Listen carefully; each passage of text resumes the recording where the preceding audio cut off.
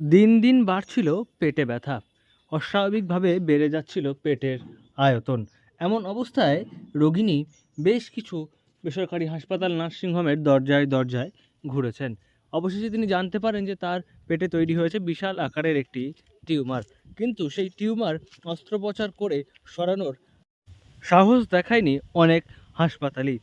কিন্তু সীমিত পরিকাঠামোর মধ্যে দিয়েই ২৭ কেজির সেই টিউমার বাদ দিয়ে রোগিণীকে সুস্থ করে তুলল রাজবাঁধের কাছে অবস্থিত একটি বেসরকারি নার্সিংহোম।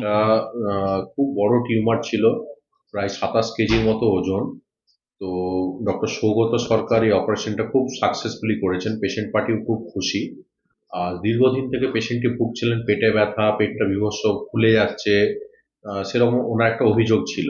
তো ওখান থেকে আস্তে আস্তে পেশেন্টটা এখন আইসিইউতেই আছে, আশা করি ১-২ দিনের মধ্যে ওনাকে ডিসচার্জ করতে পারবো। একটু অ্যালবুমিন, ব্লাড এগুলো কম ছিল, এগুলো দেখে শুনে তারপরে আমরা অপারেশনটা করেছি।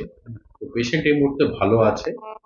ডক্টর সৌগত সরকার খুব ভালোভাবে করেছেন, স্যারকে অসংখ্য ধন্যবাদ এত সুন্দর একটা অপারেশন করার জন্য। শেষ নয় এখানেই, জানা গিয়েছে যে এই সম্পূর্ণ অপারেশন সহ চিকিৎসা হয়েছে স্বাস্থ্যসাথী কার্ডে। অর্থাৎ পানাগড়ের বেসরকারি ওই নার্সিংহোম যেখানে এই মহিলার অস্ত্রোপচার হয়েছে, তিনি সুস্থ হয়ে উঠেছেন, তার চিকিৎসার পুরো খরচটাই হয়েছে স্বাস্থ্যসাথী কার্ড থেকে। জানা গিয়েছে যে রোগিণীর পরিবার আর্থিকভাবে অনেকটাই দুর্বল এবং যে কারণেই অনেক নার্সিংহোম সেক্ষেত্রে রিস্ক নেয়নি, কিন্তু এই নার্সিংহোমের চিকিৎসকরা দক্ষতার সঙ্গে এই অপারেশনে সাফল্য পেয়েছেন এবং অস্ত্রোপচার করার জন্য তারা যথেষ্ট পরিমাণে রিস্ক নিয়েছেন এবং সেই রিস্ক নেওয়ার ফলেই মহিলার পেট থেকে ২৭ কেজি ওজনের টিউমার অস্ত্রোপচার করে বাদ দেওয়া গিয়েছে এবং ওই রোগিণী এখন অনেকটাই সুস্থ।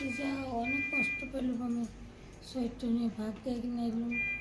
ডাক্তারবাবু আমাকে চিকিৎসা করলে, কালকে পাঁচটা হলো, ঠিক আছে।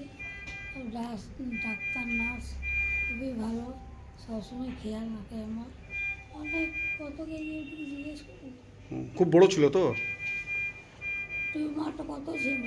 বড় ছিল। বড় ছিল। অসুবিধা অনেক দিন থেকে হচ্ছিল?